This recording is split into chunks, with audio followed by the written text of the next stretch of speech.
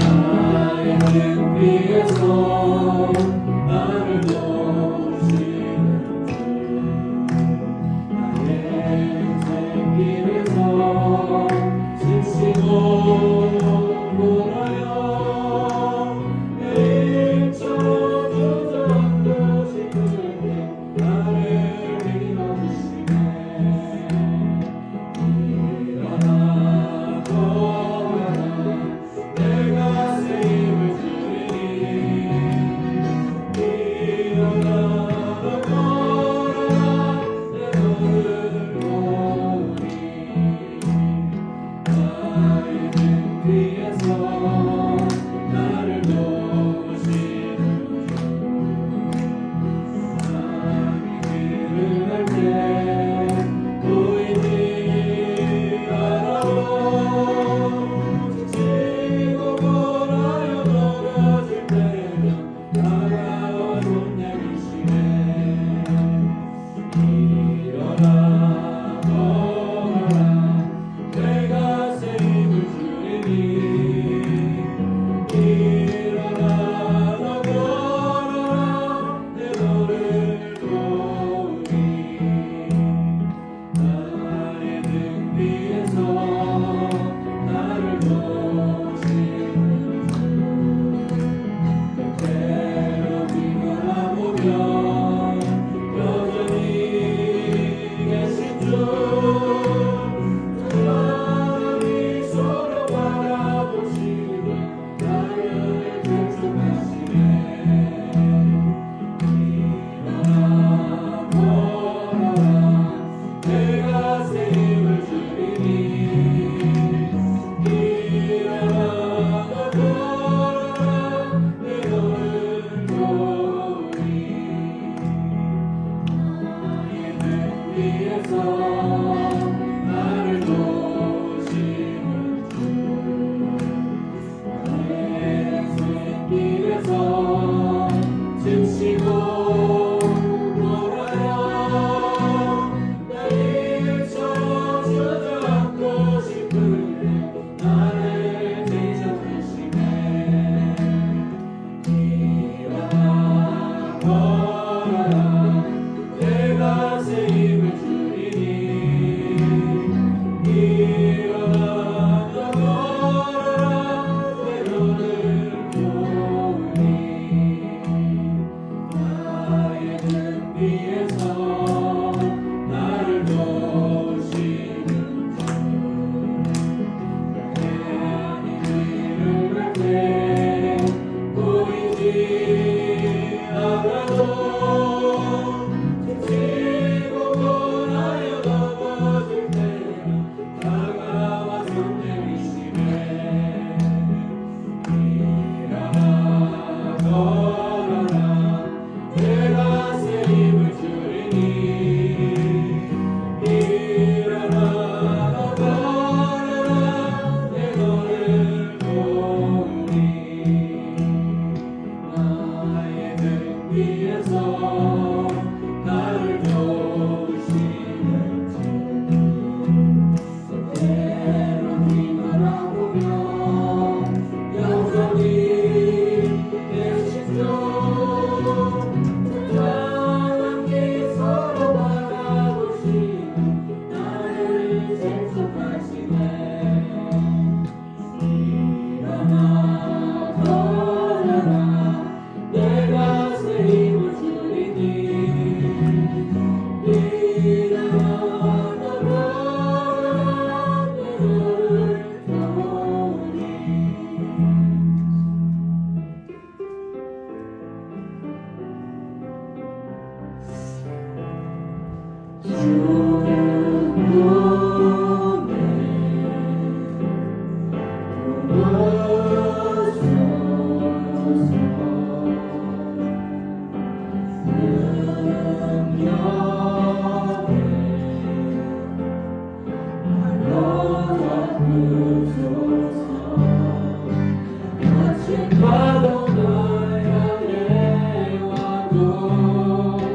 주와 함께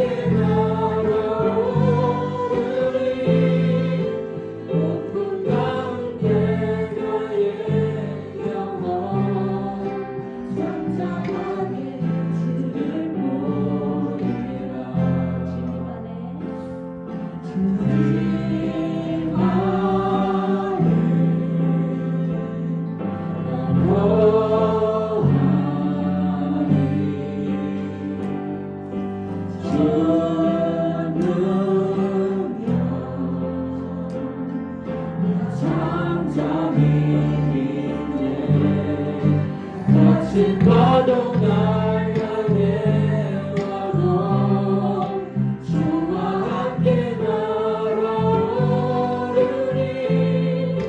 높은 가운데 나의 영혼 잠잠하게 주를 보리라 거친 파도 날 향해 와도 주와 함께 날아오르리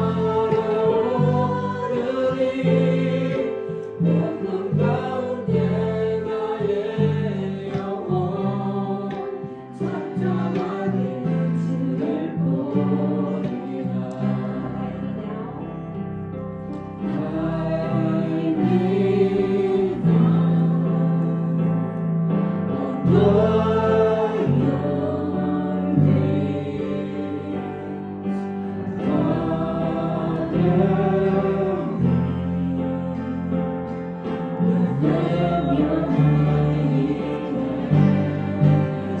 the oceans rise and thunders roar.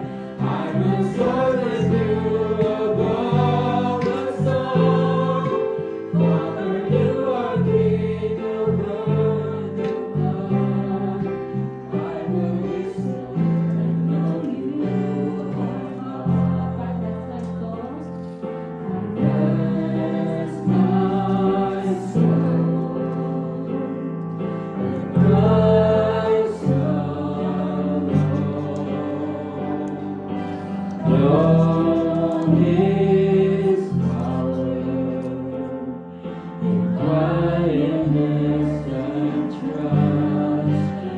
The oceans rise and thunders roar. I will soar with you above the storm. Father, you are King over the flood. I will be still and know you are God. When the oceans rise and thunders roar, I will soar with you above the storm. Father, you are King over the flood. I will be still and know you are God.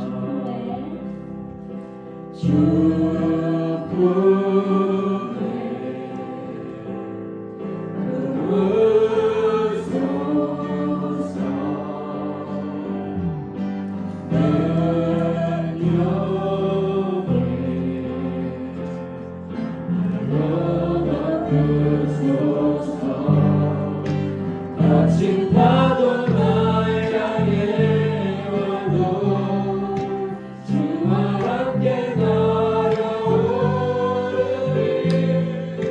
높은 가운데 나의 영혼 잠잠하게 주를 보리라 주님 안에 주는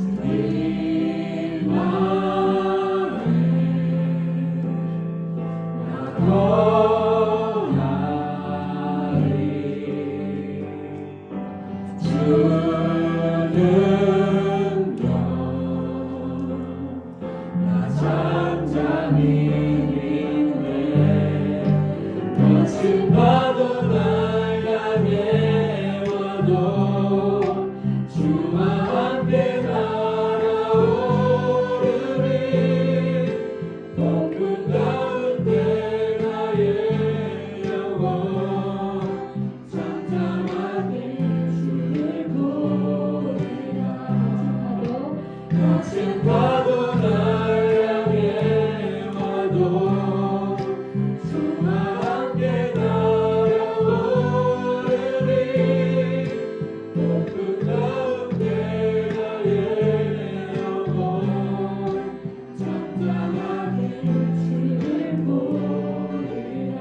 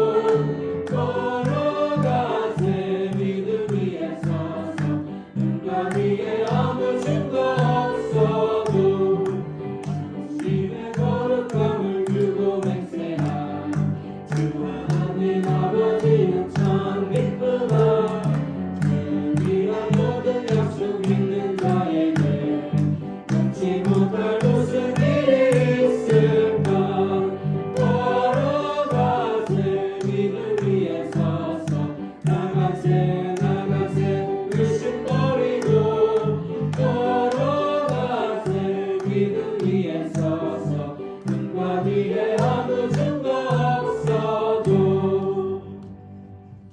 기도드리겠습니다.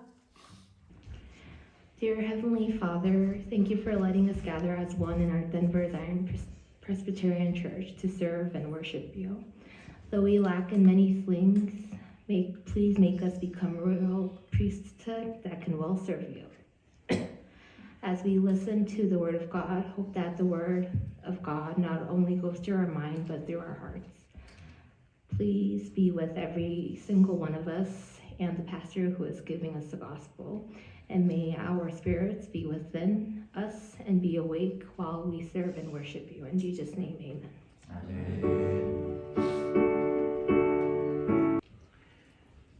저와 여러분들 중에 하나님께서 나를 부르셨다라고 여러분 믿고 계시죠? 이 하나님께서 우리를 부르셨다라는 것은 예수 믿게 하셨다, 그런 의미이겠죠. 첫 번째로는. 그렇죠? 어떤 의미가 있을까요? 하나님께서 우리를 예수 믿게 하신 것뿐만 아니라 어디로 우리를 부르셨죠? 교회로 우리를 부르셨습니다. 그렇죠?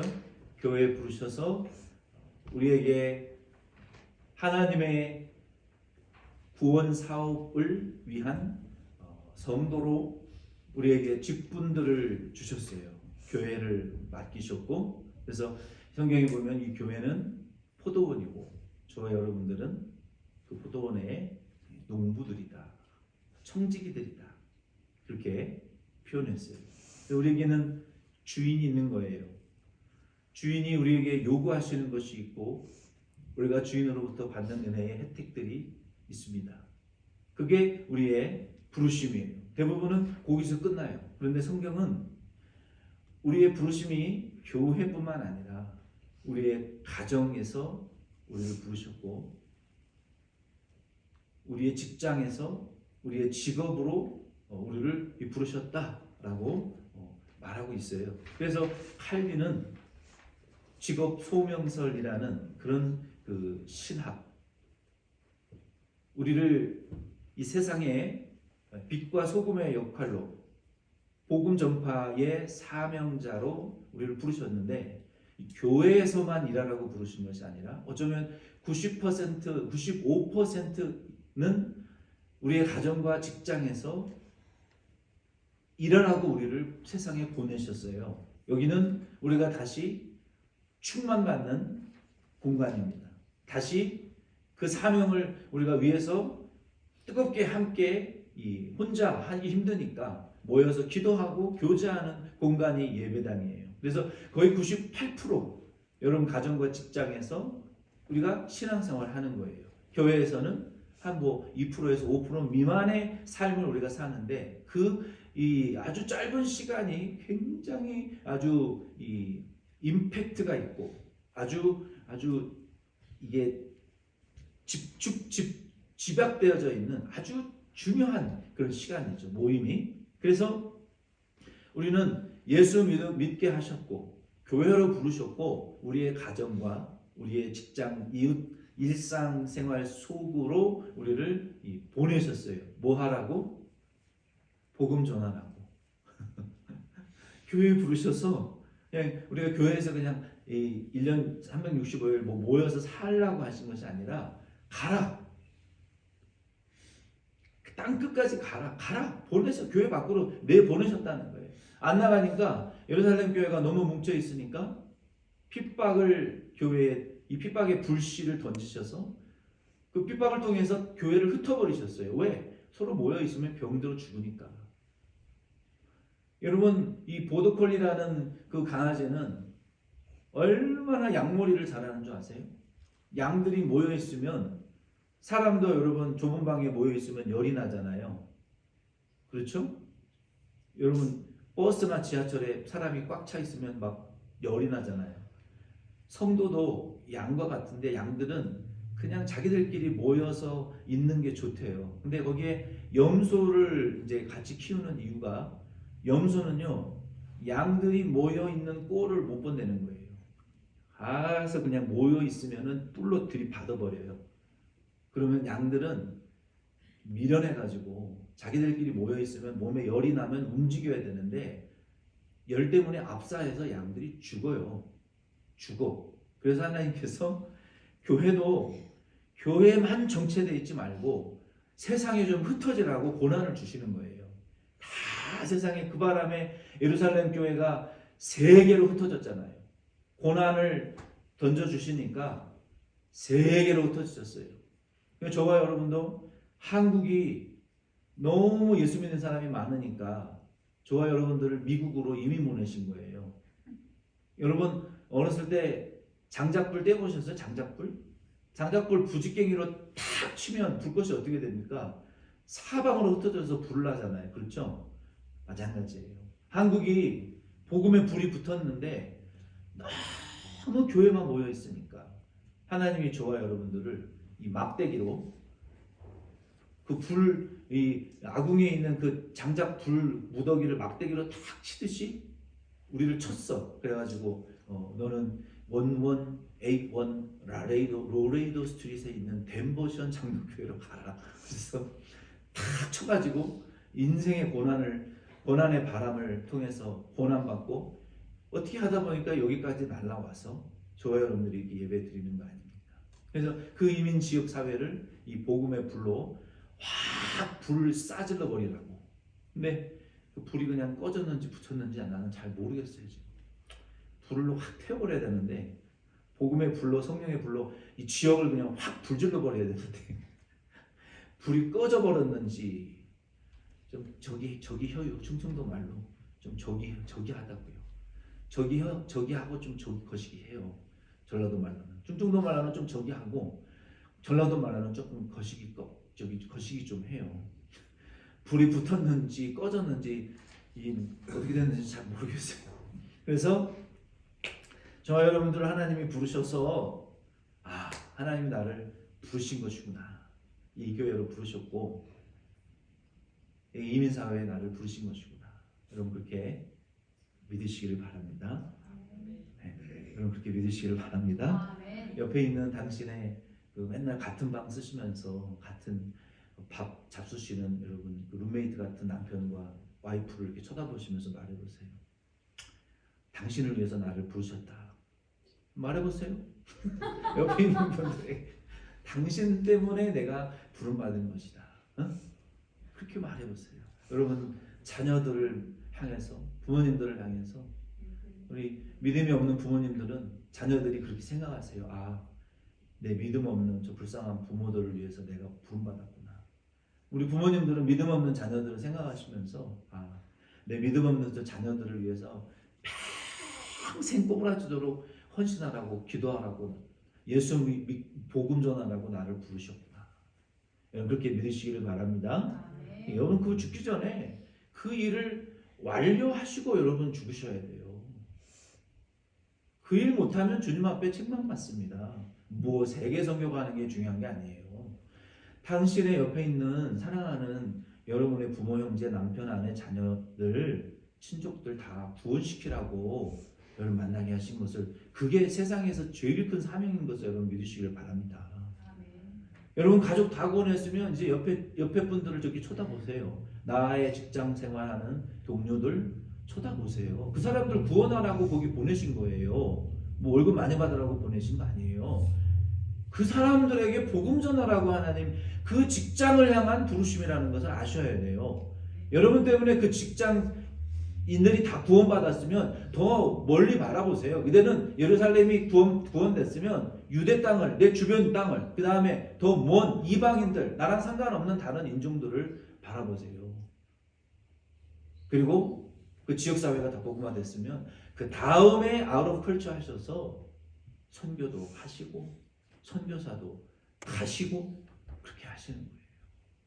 그래서 저와 여러분들은 첫째로 중요한 것은 따라해보세요. 나는 더 크게 나는 하나님의 부름받은 자다.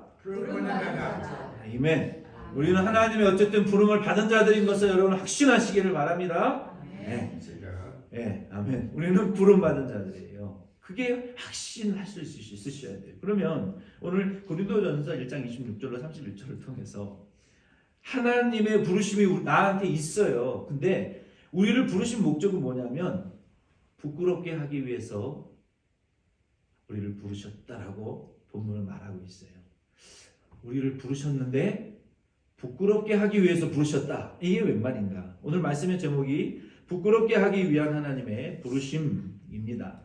26절로 27절 말씀에 먼저 보면은 하나님은 부끄럽게 하기 위하여 우리를 부르셨다라고 말씀하셨어요. 그러면 누구를 부끄럽게 하시려고 누구를 부르셨을까요?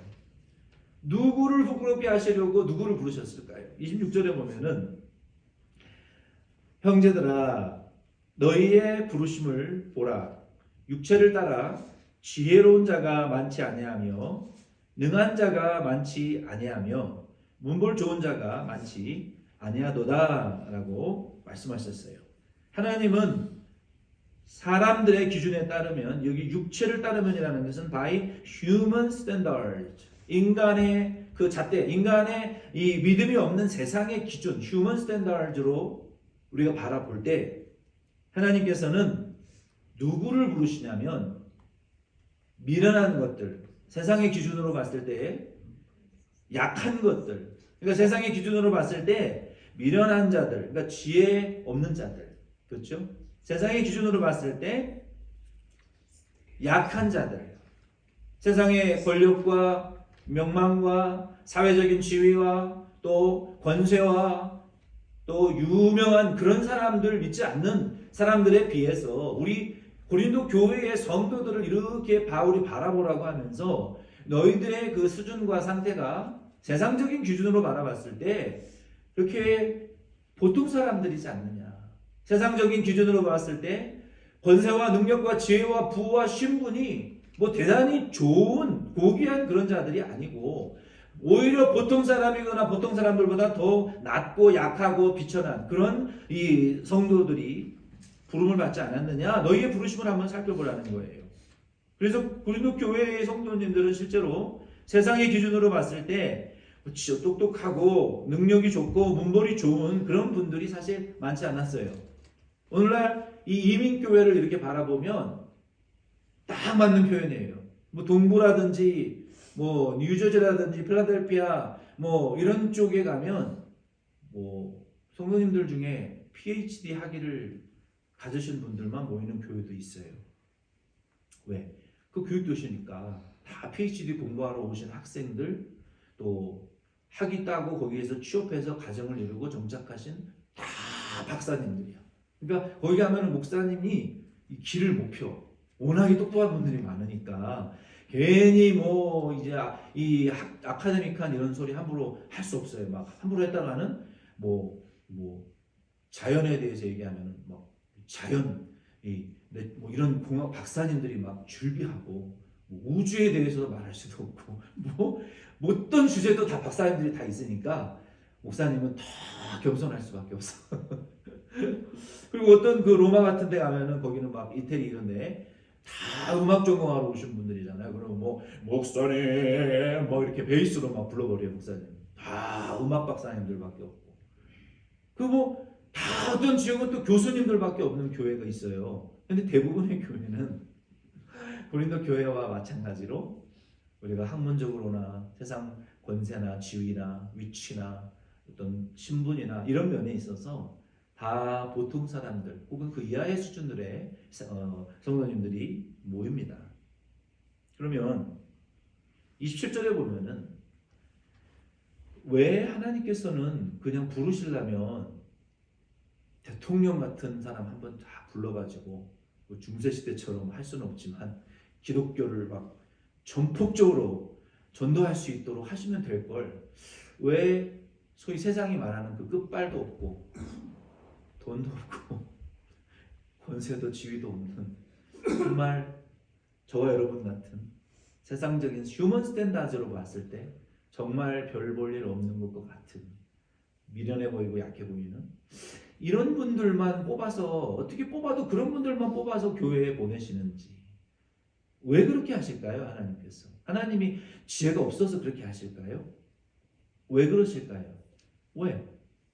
왜 그렇게 약하고 미련해 보이고 비천해 보이는 분들만 교회에 보내시는 걸까요? 왜 그분들을 통해서 하나님 일하시기를 기뻐하시는 걸까요? 하나님의 능력이 부족하셔서? 그 이유에 대해서 27절에 이렇게 말하고 있어요. 그러나 하나님께서 세상의 미련한 것들을 택하사 지혜 있는 자들을 부끄럽게 하려 하시고 세상의 약한 것들을 택하사 강한 것들을 부끄럽게 하려 하시며. 왜 그러신다고 말씀하셨어요? 세상의 기준으로 봤을 때 그래요. 저와 여러분의 실체는 그렇지 않습니다. 우리는 성도는 약한 존재들이 아니고요, 미련한 존재도 아니고요, 비천한 존재도 아니에요. 다 남의 귀한 부모님들의 귀중한 소주 하나밖에 없는 자녀들이고요. 영적으로도 하나님이 우리 성도 한 사람을 바라보실 때 천하보다 귀하게 여기시는데, 믿음이 없는 세상의 기준으로 바라봤을 때는 에이구 저 예수쟁이들, 미련해 보이고 비천해 보이고 약해 보이고 아무것도 아닌 존재로 세상에 믿지 않는 자들은 성도를 바라본다고요. 그러나 하나님은 그런 약하고 비천한 성도를 통해서 왜 그런 성도들을 택하셔서 일하시냐면, 그러한 자들을 들어서 세상적으로 강하고 지혜롭고 똑똑하고 잘난 사람들을 부끄럽게 하시기 때문에 하나님은 저와 여러분과 같은 약하고 비천한 존재를 들어서 쓰신다는 거예요. 여러분 믿으십니까? 그게 하나님의 방법이에요. 방법. 하나님의. 그러면 그런 사람들은 도대체 누굽니까? 세상의 기준으로 봤을 때 약해 보이고 가난해 보이고 비천해 보이고 좀 무식해 보이고 정말 아무것도 아닌 존재 같은 보이는 그런 성도들은 하나님이 그런 사람들을 쓰시는데, 어떤 존재들이길래 하나님이 그런 자들을 쓰시냔 말이에요. 그분들은 어떤 존재이기에 하나님이 그들을 들어서 영광 받으시기를 기뻐하시냔 말이에요. 그러한 존재들은 어떤 존재들이냐면, 어떤 분들이 그렇게 쓰임을 받냐면, 예수님께서 마태복음 11장 25절로 30절 말씀에 보면은 어린아이와 같은 자들을 그렇게 쓰신다라고 말씀하셨어요. 하나님 예수님께서 지혜롭고 슬기 있는 자들에게는 숨기시고 어린아이들에게 나타내심을 감사하나이다라고 말씀하셨어요. 어린아이는 여러분 어떤 특징이 있습니까? 어린아이는 마음이 온유하고 겸손해요. 어린아이들이 말할 때 세상의 지혜와 어떤 권력과 재력과 자기 거 자랑하는 그런 어린아이들 잘 못 봤어요. 어린아이들 중에 저희가 돈이 많아서가 아니라 할 수 없이 그 서초구 반포동에 살았어요. 얼마나 한국 최고 부자들이 사는 동네 아닙니까? 한 평에 집값이 얼마인 줄 아세요? 여러분이 살고 있는 그런 아파트 그 반포에서 한 채 갖고 있으면 엄청난 부자입니다. 그 아이들이 이제 저희 첫째 아이가 초등학교를 3학년까지 한국에서 다녔는데, 친구들을 이제 잠원초등학교 다니니까 친구들이 저 첫째 아이를 맨날 집에 지나가면서 데리러 와요. 같이 학교 가자. 애들이 처음에 물어보면 무슨 아파트 살아? 몇 평? 우리는 부르지요. 우리 50평. 근데 저희 아이는 우리는 빌라 살아. 그래. 요즘 아이들은 인사가 그거예요. 한국 애들은 너 어디 아파트 살아? 무슨 차 타고 다녀 너희 부모님들? 우리는 50평. 너희는 몇 평? 요즘 애들은 이래요. 저희 아이는 이제 자존감이 높으니까 빌라 살든 월세 살든 그거 아무 상관없었대요. 요즘 서울 애들이 다 그래요. 근데 보통 애들이 그런 거 물어봅니까? 너희 부모님 무슨 차 타? 너 무슨 아파트 살아? 너 몇 평이야? 이런 거 너희 부모님 무슨 박사학위 받았어? 어느 집, 너 어느 동네 살아? 근데 유독이 한국 사람들만 그런 걸 따져. 그러니까 자녀들도 그걸 부모님한테 배우니까 인사가 무슨 아파트 살아? 몇 평? 꿀밤 한 대 때려주고 싶어. 참 희한한 민족이에요, 한국 사람들은. 어린아이들은 보통 그렇지 않습니다. 그냥 겸손해요. 어린아이들은 겸손하고 온유하고 참 마음의 태도가 어린아이들은 참 예뻐요. 그 예수님께서 그 어린아이의 특징을 우리에게 말씀하시면서 이런 자들을 하나님이 기뻐하신다는 거예요. 어린아이들은 마음이 온유하고 겸손한. 그러니까 저와 여러분도 우리가 세상적인 지혜와 똑똑함과 유능함과 이런 것들을 하나님은 우리에게 요구하시는 게 아니라 우리의 마음이 온유하냐. 아멘. 우리가 말씀을 들을 때 아멘. 하나님의 말씀으로 받아들이느냐. 이 똑똑한 분들을 보면요. 이거는 세상적, 과학적으로, 팩트가 아니고, 사회 현상적으로 있을 수 없는 일이고, 상식이 어긋나는 일이고, 내 경험에 의해서 어떤 무슨 유명한 신학자가 어쩌고 그거 맞지 않는 자기의 세상적인 기준을 가지고 다 잘라버려요. 여기 자르고, 저기 자르고, 저기 자르고, 여기 자르고 다 난도질을 해놓으니까 이게 말씀이 싹이 날 리가 없어요. 믿음이 이 겸손하고 온유한 마음으로 받아들이고 아멘 하면 그게 말씀이 싹이 나는데요. 세상의 기준으로 다 잘라버리니까 믿음이 들어갈 수가 없는 거예요. 이 온유하고 겸손한 자가 하나님의 쓰임을 받을 수 있는 첫 번째 기준이에요. 예수님이 너희가 어린아이와 같이 되지 아니하면, 두 번째는 마태복음 18장 2절 말씀에 보면은 어린아이와 같이 자기를 낮추는 자가 하나님의 나라에 들어갈 수 있다라고 말했어요. 저와 여러분도 하나님의 나라, 우리가 말씀을 들을 때 하나님의 뜻을 알았으면 그대로 아멘 하시고 우리가 받아들이셔야 돼요. 이게 자기를 낮추는 자예요. 자기 스탠다드가 너무 자아가 세니까, 너무 많은 지식이 있으니까, 너무 많이 듣고 아니까 이게 받아들여지지가 않는 거예요. 순수하게. 그러나 하나님의 나라는 그러한 세상적인 지혜와 지식의 기준으로 우리가 받아들일 수는 없는 거예요. 어린아이와 같이 여러분 말씀이면 받아들이시기를 예수님의 이름으로 부탁을 드립니다. 어린아이와 같이 되셔야 돼요. 세 번째는요. 마가복음 10장 15절 말씀에 보면은 어린아이와 같이 하나님의 나라를 받들지 아니하는 자는 결단코 거기에 못 들어간다 그랬어요. 우리가 하나님의 나라를 사모하고 열망하고 우리가 간절히 소망해야 되는데 하나님의 나라에 대한 간절함이 없어요. 우리 교회도 찬양 예배 드릴 때 우리가 찬양하고 그러는데요. 이게 열망의 표현이거든요. 내가 하나님의 나라를 소망하는, 내가 받아들이고자 하는 그 열정이 있어야 되는데요. 요즘은 박수도 안 치는 거 찬양. 열정이 있어요. 박수 칠 힘도 없어서 그런지 모르지만 열망하는 나라, 마음이 없으니까 박수가 안 나오는 거예요. 목소리도 개미 소리처럼. 우리 교회도 지금 이 찬양을 지금 7년째 똑같은 찬양을 계속 돌려 부르고 있는데 어떻게 7년을 불러도 찬양이 똑같이 몰라요. 똑같아 목소리가. 처음 봤어. 1800년대 찬양을, 예? 난 진짜 우리 교회 같이 찬양하는 분들 내가 처음 봤다니까. 은혜를 사모하는 건지 말씀을 사모하는 건지 참 안타까워 진짜. 여러분 사모하시기를 바랍니다. 여러분 열망하시기를 바랍니다.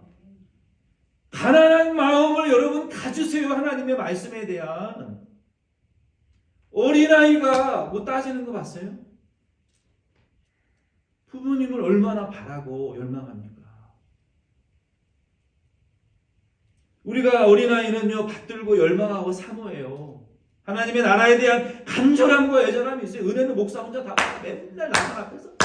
우리 총경 목사님 와가지고 설교하고 갔더니 우리 조 목사님 기도원에서 박수 치듯이 그냥 그렇게 뜨겁게 찬양하는 거 보고 자기가 옛날 왜 기도원에 가서만 박수를 쳐야 됩니까? 저는 우리 교회 예배가 여러분 좀 가서 봐야 돼. 다른 교회 어떻게 예배드리나. 여러분 백인들 박수 뜨겁게 칩니다. 모여서요. 크게 찬양합니다. 제가 텐트 부흥회하는 찬양 Precious Lord, take my hand 그거 보여드렸잖아요. 그거 다 백인들 모여서 찬양하는 거 여러분 보셨잖아요. 얼마나 하나님의 나라를 열망하고 우리보다 앞서 하나님의 나라에 들어간 그 성도들에 대한 추억과 한 예수님을 만나고자 하는 그 열망이 그들에게 있단 말이에요. 근데 우리는 그 하나님의 나라에 대한 열망이 있는가? 그 나라에 대한 그런 여러분 이 세상에 뭐가 좋은 게 있습니까? 무엇이 중요한디? 소위 말로 세상에 뭐가 중요합니까? 세상에 뭐가 우리를 만족을 주는 게 있습니까? 로키마운틴이 만족을 줍니까? 먹을 것이 만족을 줍니까? 사람이 우리에게 만족을 줍니까? 뭐가 우리를 만족시키냔 말이에요. 이 세상에는 돈이 우리를 만족시킵니까? 뭐가 우리를 자유하게 하냔 말이에요. 죄에서, 육체의 욕망에서, 질병에서 뭐가 우리를 자유하게 하냐? 오직 예수밖에 없어요. 하나님의 나라가 주시는 자유밖에 없는데 예수 믿는 우리도 너무 세상에 대한 열망이 강하기 때문에 하나님의 나라에 대한 열망이 아무것도 없어요. 불신자만큼이나. 그래서 저와 여러분들은 어린아이와 같이 여러분 하나님을 기대하시고 사모하세요. 하나님의 나라를 받드세요. 여러분 자기를 낮추세요. 자기를 좀 부인하세요. 그리고 온유하고 겸손한 마음으로 하나님께 예배드리시고 말씀을 받으세요. 그런 자를 하나님 쓰시겠다는 거예요. 아멘이십니까? 그러나 그런 자를 통해서 하나님은 쓰시지만 세상의 지혜와 세상의 철학과 지성으로 판단하고 받아들이지 않고 거부하고 받아들이지 않는 자들은 부끄러움을 당하게 하신다 그랬는데 그 부끄러움은요 사람 앞에서 일시적으로 당하는 부끄러움이 아니에요. 천국문 앞에서 마태복음 11장 28절 말씀에 보면은 그 이하의 말씀에 보면은 내가 너희를 도무지 알지 못하나니 불법을 행하는 자들아 내게서 떠나가라 하신다 그랬어요. 저와 여러분들이 세상의 지혜로 우리가 세상의 권력으로 복음과 예수를 거절하잖아요. 천국문 앞에서 내가 너희를 도무지 모른다. 내게서 떠나가라. 내게서 떠나가라. 내가 너희를 도무지 모른다. 이거는 정말 비참한 거예요.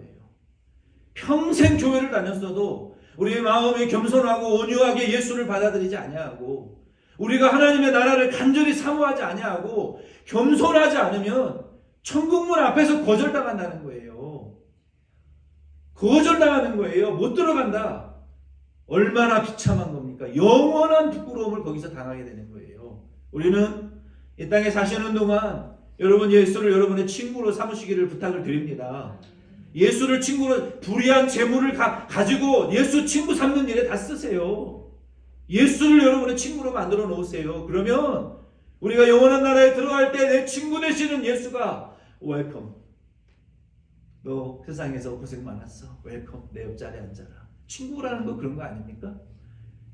불의한 재물로 친구를 사귀라. 천국에 들어갈 준비하라는 거예요. 예수를 친구로 사귀어 놓으라는 거예요. 여러분 생각을 해보세요. 여러분 옆에 있는 와이프와 남편이 자녀들이 하루아침에 이 기억상실증에 걸려가지고 누구야? 얼마나 여러분 가슴이 찢어지는 일입니까? 근데 내가 믿는 줄 알았는데 천국문 앞에서 evil doer, 불법을 행하는 자들아 나는 너를 모르니 천국에서 떠나가라. 와, 상상할 수 없는 무서운 일이라는 거예요. 영원한 부끄러움을 당하게 될 거예요. 저와 여러분들은 예수를 영접하셨고 예수님이 여러분 겸손하고 온유함으로 예수님을 끊임없이 여러분 영접하시면서 사시고 하나님의 나라를 소망하면서 사세요. 겸손히 예수와 함께 사세요. 그리고 영원한 천국까지 꼭 들어가시기를 예수 이름으로 부탁을 드립니다. 영원한 부끄러움 당하시면 안 돼요.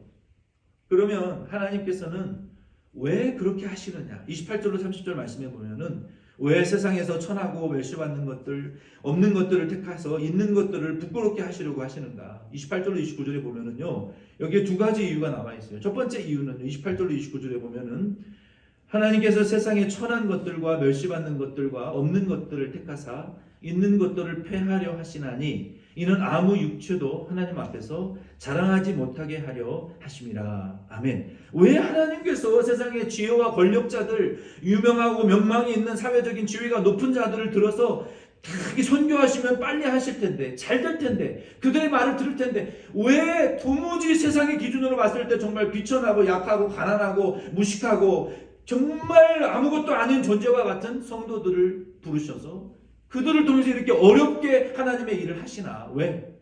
그 이유는요. 그 이유는 여기 첫째로 어느 누구도 세상의 기준으로 하나님 앞에 자랑하지 못하게 하시려고 그러는 거예요. 그러니까 저와 여러분도 세상의 기준으로 하나님 섬기려고 하시면 천국문 앞에서 거절당하는 거예요. 아멘이십니까? 우리 세상의 기준으로 하나님을 기쁘시게 할 수 없어요. 하나님께서 이렇게 약하고 정말 지혜 없는 자들을 들어서 세상의 지혜와 세상의 것들을 폐하고 하나님의 방법으로 하나님께 영광 돌리기를 하나님은 원하신다는 사실을 우리는 아셔야 돼요. 어느 누구도 세상의 기준으로 하나님 앞에 자랑하지 못하게 하시기 위해서 그렇게 하시는 거예요. 예수 그리스도께서도 세상에 오셔서 십자가에 못 박혀 죽으신 것은요, 세상의 기준으로 바라볼 때 가장 비참한 분이셨고 실패한 분이셨고 버림받은 무능한 스승으로밖에 보이지 않아요. 세상적인 기준으로 바라봤을 때는. 그렇죠? 자기 제자들에게까지 다 배신당하고 버렸잖아요. 다 버리고 도망갔잖아요. 완전한 실패한 스승이요, 선생이요, 지도자였어요. 세상의 기준으로 바라봤을 때. 그러나 도리어 예수님은 마귀를 이기셨어요. 예수님은 죽음에서 부활하셨어요. 예수님은 마귀는 버렸어요. 그러나 예수님은 택한 모든 성도를 구원하셨다고요. 여러분, 마귀가 한 영혼이라도 위해서 십자가에 못 박혀 죽은 적 없어요. 우리를 위해서 죽으셨다 부활하신 분은 오직 예수예요. 예수님은 죽음을 이기셨고 부활하셨고 택한 자녀를 다 대속하셔서 구원하셨어요. 하나님의 소유로 만들어 놓으셨어요. 그리고 그 결과 성령을 보내주셨고 성령이 그 교회를 탄생시키셨어요. 그리고 교회에게 이 복음 전파의 사명을 저와 여러분에게 맡기셔서 사탄은 예수를 죽임으로 끝내려고 했지만 하나님은 예수 그리스도를 부활시키심으로 폭발적인 복음 전파를 성공시키셨어요. 이게 세상적인 기준으로 바라봤을 때는 비천해 보이고 약해 보이고 미련해 보이지만 하나님은 하나님의 일을 그렇게 하신다고요. 너는 율법주의자 같이 예수 믿냐? 어떻게? 야, 너는 뭐 구약의 율법 시대 계명을 그렇게 중요시 여기고 주의를 중요시 여기고 예배를 중요시 여기고 그렇게 율법주의자 같이 예수 믿는 거 아니다라고 말할지 모르지만 비난받을지 모르지만 오늘 저와 여러분들 중에 예수와 교회를 위해서 비천이 여김을 받고 미련한 자가 되고 약해진 분들이 계시다면 하나님은 그 율법주의자라고 욕을 먹는 그 약해지고 비천하고 욕먹고 핍박받는 그 성도를 통해서 일하시는 것을 여러분 믿으시기를 바랍니다. 잘났다, 지혜가 많다, 똑똑하다 말만 하는 사람을 통해서 하나님 일하시지 않습니다. 율법주의자처럼 미련하게 여김을 받고 바보같이 여김을 받고 핍박을 받고 욕을 먹으면서라도 주님의 교회를 보존하기 위해서 자기의 사명에 충성하는 그런 미련하고 약한 자를 통해서 하나님은 일하시고 역사하신다는 사실을 여러분 믿으시기를 바랍니다. 저와 여러분들 중에 예수의 복음을 위해서 욕먹는 분들이 계시다면 저와 여러분들을 통해서 세상 지혜와 권세를 가지고 비난하는 그 사람들은 하나님 앞에 부끄러움 당할 거예요.